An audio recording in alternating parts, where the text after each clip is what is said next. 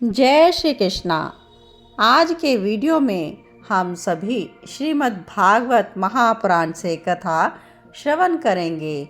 भीष्म पितामह का मोक्ष किस प्रकार से हुआ, युधिष्ठिर आदि पांडवों को भीष्म पितामह ने क्या ज्ञान दिया और भगवान श्री कृष्ण की स्तुति किस प्रकार से की। आइए बड़े ही प्रेम पूर्वक भगवान श्री कृष्ण में मन लगाते हुए हम इस कथा को श्रवण करेंगे।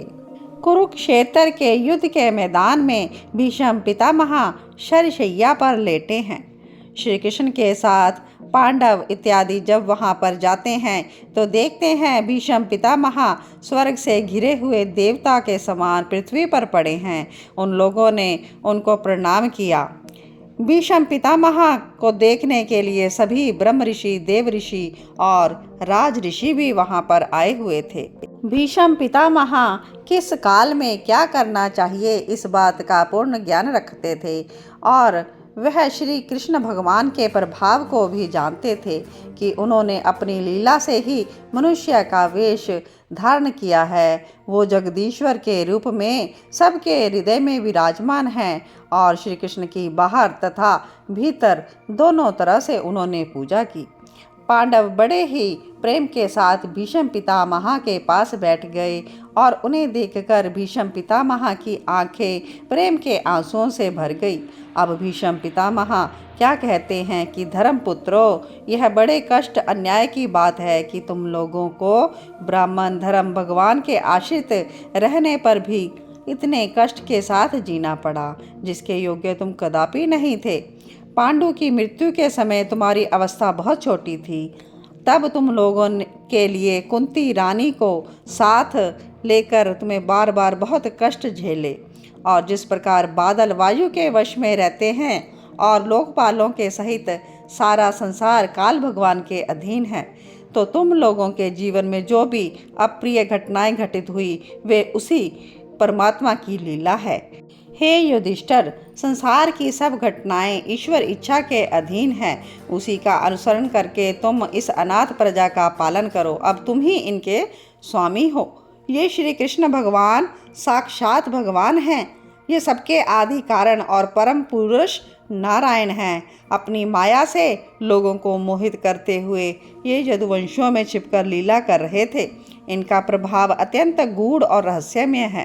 हे युधिष्ठिर, भगवान शंकर, देवऋषि नारद और भगवान कपिल भी इनको जानते हैं। हे पांडवों, जिसे तुम अपना ममेरा भाई, प्रिया मित्र या अपना हितैषी मानते थे, जिन्हें तुमने प्रेमवश मंत्री, दूत या सारथी तक बनाने में संकोच नहीं किया, वे कोई और नहीं स्वयं परमात्मा है। इन सर्व आत्मा समदर्शी अद्वितीय अहंकार रहित निष्पाप परमात्मा ने उन ऊंचे नीचे कार्यों के कारण कभी किसी प्रकार की विषमता नहीं होती। हे युधिष्ठिर, इस प्रकार सर्वत्र सम होने पर देखो तो सही अपने अनन्य प्रेमी भक्तों पर ये कितनी कृपा करते हैं। यही कारण है कि ऐसे समय में जबकि मैं अपने प्राणों का त्याग करने जा रहा हूँ, तो इन भगवान श्री कृष्ण ने मुझे साक्षात दर्शन दिए हैं। भगवत परायण योगी पुरुष भक्ति भाव में अपना मन लगाकर वाणी से इनके नाम का कीर्तन करते हुए शरीर का त्याग करते हैं और कामनाओं से तथा कर्म के बंधन से छूट जाते हैं। और भीष्म पितामह ने बताया कि मुझे उत्तरायण के समय अपने प्राण त्यागने हैं, इसीलिए मैं इस बाण की छैया पर लेटे हुए इंतज़ार कर रहा हूँ भगवान श्री कृष्ण का कि वो मुझे मोक्ष देंगे। और अब उत्तरायण का समय आ पहुँचा है। मृत्यु को अपने अधीन रखने वाले भगवत परायण योगी लोग यही चाहा करते हैं। और उस समय भीष्म पितामह ने वाणी का संयम करके मन को सब ओर से हटाकर अपने सामने स्थित आदि पुरुष भगवान श्री कृष्ण में लगा दिया। भगवान श्री कृष्ण के सुंदर चतुर्भुज विग्रह पर उस समय पीतांबर फहरा रहा था। भीष्म जी ने अपनी आंखें उनकी ओर लगा ली। उनके शस्त्रों से जो उनको चोट पीड़ा हो रही थी वह तो भगवान के दर्शन मात्र से तुरंत दूर हो गई। भगवान की विशुद्ध धारणा से उनके जो कुछ भी शेष था वो सब नष्ट हो गया। अब शरीर छोड़ने के समय उन्होंने अपनी समस्त इंद्रियों की वृत्ति विलास को रोक दिया और बड़े ही प्रेम से भगवान की स्तुति की। तो आइए भीष्म स्तुति हम श्रवण करते हैं। भीष्म जी कहते हैं, अब मृत्यु के समय अपनी यह बुद्धि जो अनेक प्रकार के साधनों का अनुष्ठान करने से अत्यंत शुद्ध और कामना रहित हो गई है, यदुवंश शिरोमणि अनंत भगवान श्री कृष्ण के चरणों में मैं समर्पित करता हूँ, जो सदा सर्वदा अपने आनंदमय स्वरूप में स्थित रहते हुए भी कभी विहार करने की लीला करने की इच्छा से प्रकृति को स्वीकार करते हैं, जिससे यह सृष्टि परंपरा चलती है।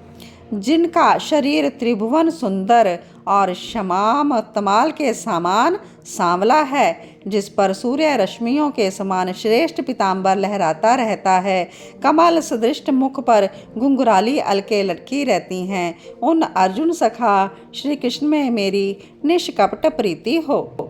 मुझे युद्ध के समय विलक्षण छवि याद आती है। उनके मुख पर लहराते घुंघराले बाल घोड़ों की टाप की धूल से मटमैले से हो गए थे। पसीने की छोटी छोटी बूंदें शोभामान हो रही थी। मैं अपने तीखे बाणों से उनकी त्वचा को भींध रहा था। उन सुंदर क्वच मंडित भगवान श्री कृष्ण के प्रति मेरा शरीर, अंतःकरण और आत्मा समर्पित हो जाएं। अपने मित्र अर्जुन की बात सुनकर जो तुरंत ही पांडव सेना और कौरव सेना के बीच में अपना रथ ले आए और वहां स्थित होकर जिन्होंने अपनी दृष्टि से शत्रु पक्ष के सैनिकों की आयु छीन ली, उन पार्थ सखा भगवान श्री कृष्ण के प्रेम में मेरी परम प्रीति हो। अर्जुन ने जब दूर से कौरवों की सेना के मुखिया हम लोगों को देखा, तब वह तो पाप समझकर अपने स्वजनों के वध से विमुख हो गया। उस समय जिन्होंने गीता के रूप में आत्मविद्या का उपदेश करके उसके सामायिक अज्ञान का ज्ञान नाश कर दिया था, उन परम पुरुष भगवान श्री कृष्ण के चरणों में मेरी प्रीति बनी रहे। मैंने प्रतिज्ञा कर ली थी कि मैं श्री कृष्ण को शस्त्र ग्रहण कराकर छोड़ूंगा। उसी सत्या और ऊंची बात बनाने के लिए उन्होंने अपनी शस्त्र ग्रहण न करने की प्रतिज्ञा भी तोड़ दी। उस समय वे रथ से नीचे कूद पड़े। जैसे सिंह हाथी को मारने के लिए टूट पड़ता है, वैसे ही रथ का पहिया लेकर मुझ पर झपट पड़े। उस समय वे इतने वेग से दौड़े कि उनके कंधे का दुपट्टा गिर गया और पृथ्वी कांपने लगी। मुझ आतताई ने तीखे बाण मार मार कर उनके शरीर का कवच तोड़ डाला था, जिससे उनका शरीर लहूलुहान भी हो गया था। अर्जुन के रोकने पर भी वे बलपूर्वक मुझे मारने के लिए मेरी ओर दौड़े आ रहे थे। वे ही भगवान श्री कृष्ण जो ऐसा करते हुए भी मेरे प्रति अनुग्रह और भक्त वत्सलता से परिपूर्ण थे। मेरी एकमात्र वही गति हो, वही मेरे आश्रय हों। हे अर्जुन, रथ की रक्षा में सावधान। जिन कृष्ण के बाएं हाथ में घोड़ों की लगाम थी और दाहिने हाथ में चाबुक, इन दोनों की शोभा से उस समय जिनकी अपूर्व छवि बन गई थी और महाभारत युद्ध में मरने वाले वीर जिनकी इस छवि का दर्शन करते रहने के कारण सारूप्य मोक्ष को प्राप्त हो गए, उन्हीं पार्थ सारथी भगवान श्री कृष्ण में मुझ मरणासन की परम प्रीति हो। जिनकी लटकीली सुंदर चाल, हावयुक्त भावयुक्त चेष्टाएं, मधुर मुस्कान, प्रेम भरी चितवन से अत्यंत गोपियां सम्मानित रासलीला में उनके अंतर्धान हो जाने पर प्रेम उन्माद से मतवाली हो गई थी और उन्हीं भगवान श्री कृष्ण में मेरा परम प्रेम हो। जिस समय युधिष्ठिर का राजसूय यज्ञ हो रहा था, मुनियों राजाओं से सभा भरी हुई थी। सबसे पहले सबकी और इन्हीं सबसे दर्शनीय भगवान श्री कृष्ण मेरी आंखों के सामने पूजा हुई थी। वे ही सबके आत्मा प्रभु आज इस मृत्यु के सामने मेरे सामने खड़े हैं। जैसे एक ही सूर्य अनेक आँखों से अनेक रूपों में दिखते हैं, वैसे ही अजन्मा भगवान श्री कृष्ण अपने ही द्वारा रचित अनेक शरीरधारियों के हृदय में अनेक रूप से जान पड़ते हैं। वास्तव में वे एक और सबके हृदय में विराजमान वे ही हैं। उन्हीं इन भगवान श्री कृष्ण को मैं भेद भ्रम से रहित होकर प्राप्त हो गया हूँ। तो इस प्रकार भीष्म पितामह ने मन, वाणी और दृष्टि की वृत्तियों से आत्म स्वरूप भगवान श्री कृष्ण में अपने आप को लीन कर दिया और उनके प्राण वहीं श्री कृष्ण में विलीन हो गए और उनका शरीर शांत हो गया। तो आप सभी भक्तों ने श्रीमद् भागवत महापुराण से भीष्म पितामह के मोक्ष की यह अद्भुत कथा श्रवण की। इस कथा को जो भी श्रवण करता है उसकी भगवान श्री कृष्ण में इसी तरह से रति उत्पन्न हो जाती है और भगवान की प्रेमा भक्ति करते हुए वो इसी तरह मोक्ष को प्राप्त होता है। तो इस मनुष्य जन्म को सफल कर लेता है। तो जो भी भक्त इस वीडियो को श्रवण कर रहे हैं वो इस वीडियो को आगे शेयर करने का पुण्य लाभ प्राप्त करें।